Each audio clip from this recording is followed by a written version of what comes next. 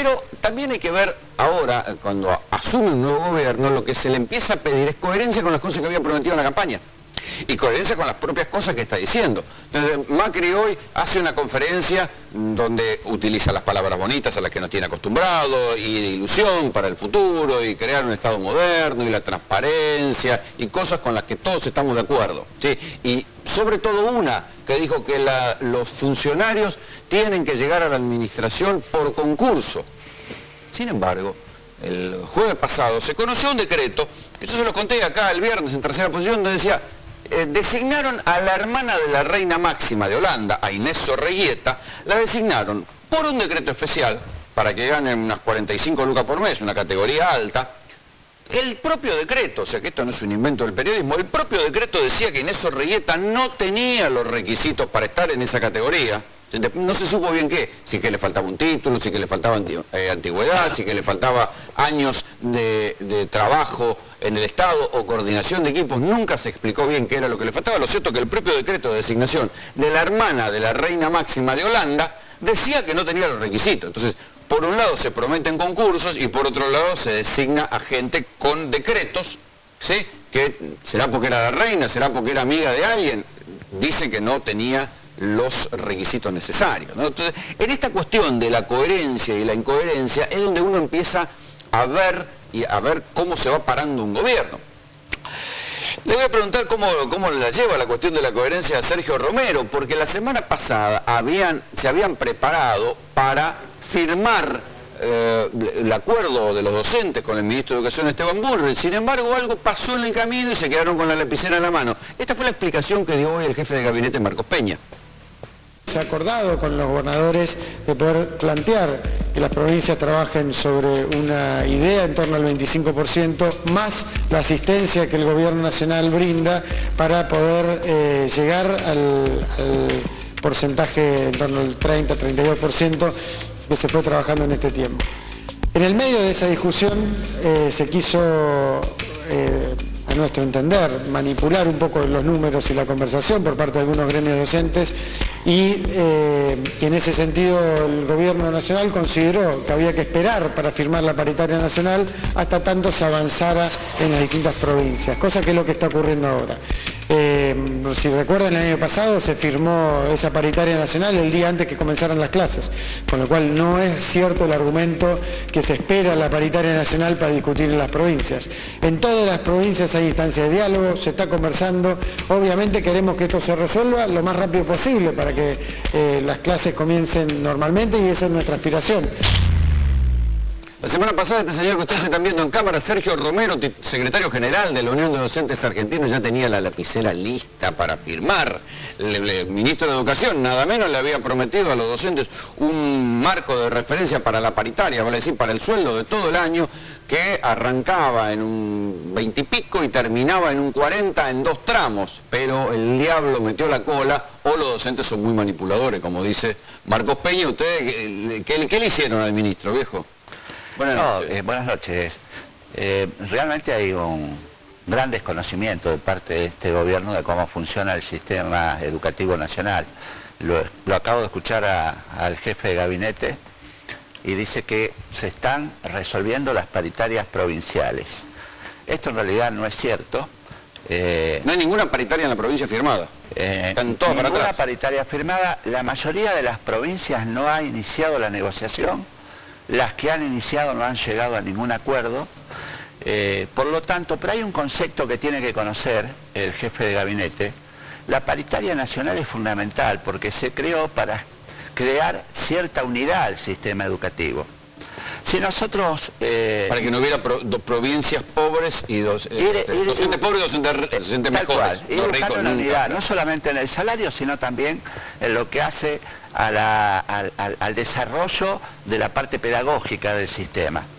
Entonces, si no si no la educación deja de ser federal. Tal cual, si no se tiene en cuenta la paritaria federal, nosotros estamos con ese concepto volviendo a la descentralización de los servicios, que es propio de la década del 90. Es importantísimo para buscar unidad y coherencia. Macri dijo la semana pasada que él no iba a intervenir en la paritaria provincial y yo interpreté que no quería, lo que no quería era poner plata.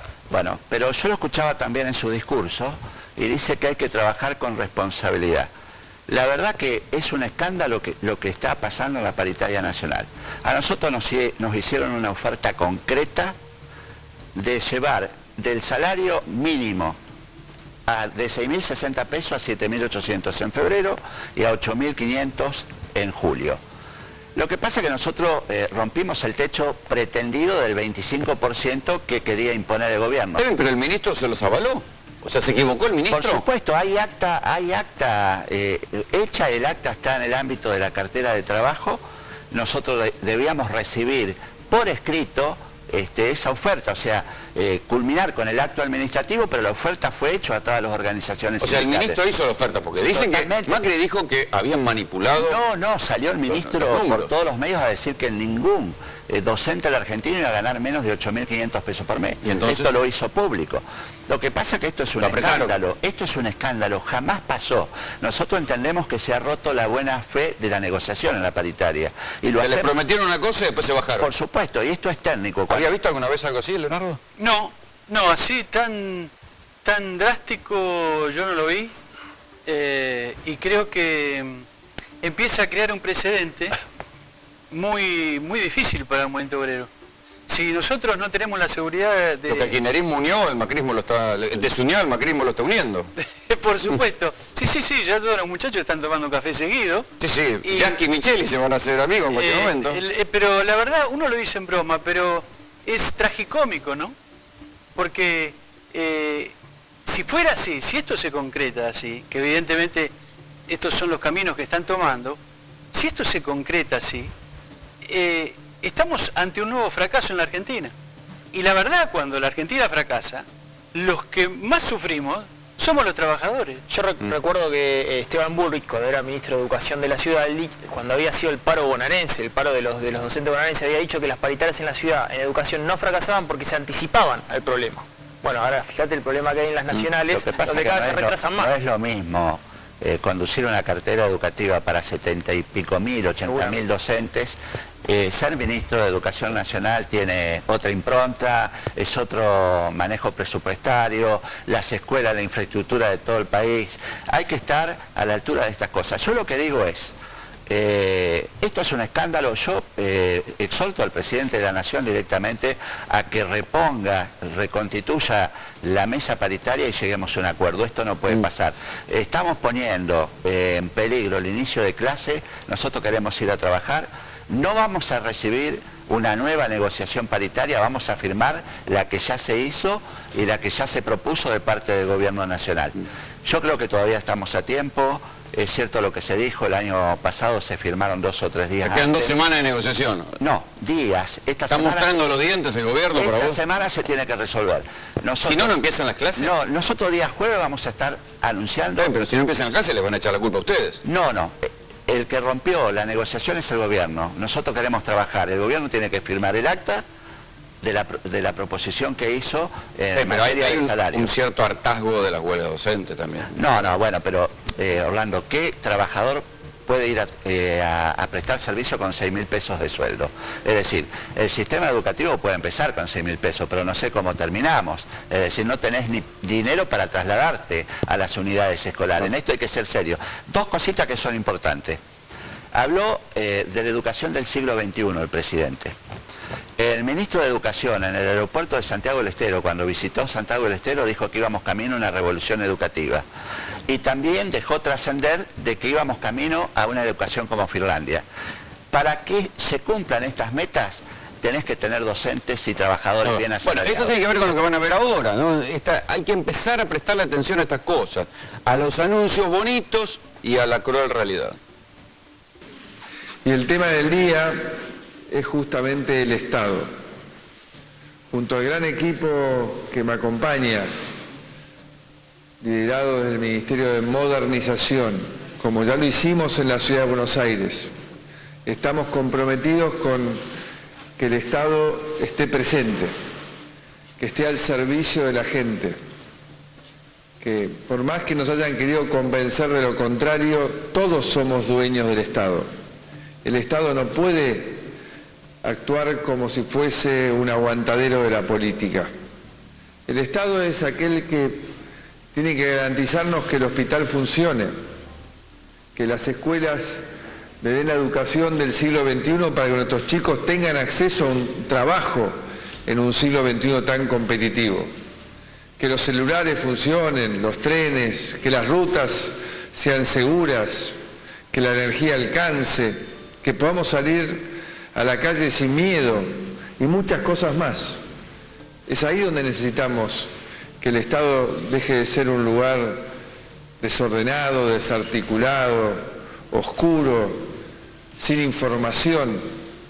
Y hoy estamos acá asumiendo el compromiso de construir ese Estado del siglo XXI que necesitamos, que acompañe este crecimiento que todos queremos para nuestro país, basado justamente en la transparencia, en que todos sepamos qué se hace desde el Estado, porque el Estado funciona gracias a nuestros recursos, a los impuestos que pagamos todos. Por eso esta transformación se basa en la recuperación del recurso humano, en la tecnología, en los procesos, en los sistemas y en un gobierno abierto. Por eso digo, está la mejor, o la promesa de una mejor calidad de educación, pero está en crisis la cuestión del salario docente. Está la promesa de concurso, pero está la designación de la hermana de la reina de Holanda por decreto y con carácter excepcional porque no tiene los requisitos. Entonces, esto es lo que hay que empezar a ver ahora más cerca, más finito. Es decir, Macri habla y promete cosas a futuro que después hay que ver si es coherente a la hora de llevarlas a cabo. Está la promesa de modernización del Estado, pero por otra parte hay una cifra indistinta, o sea, no bien determinada de despidos. Está la promesa de luchar contra el lavado de dinero, pero hoy echaron a la mitad de los funcionarios que desde el Estado estudiaban los reportes de operaciones sospechosas de lavado de dinero.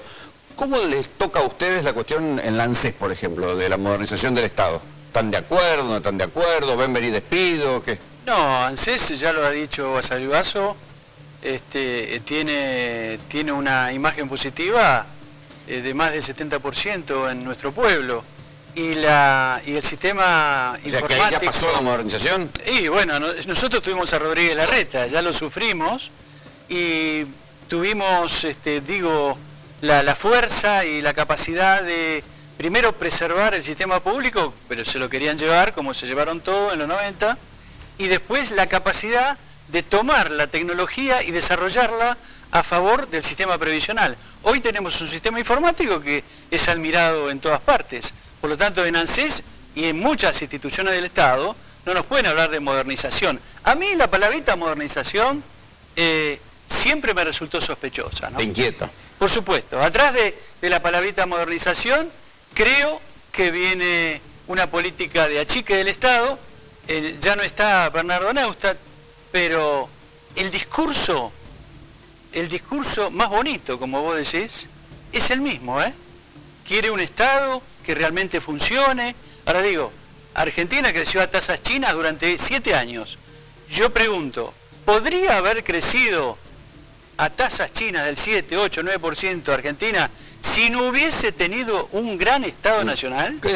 Quiero volver a lo de la educación que me decías. Es decir, bueno, modernización de la educación con salario bajo no hay.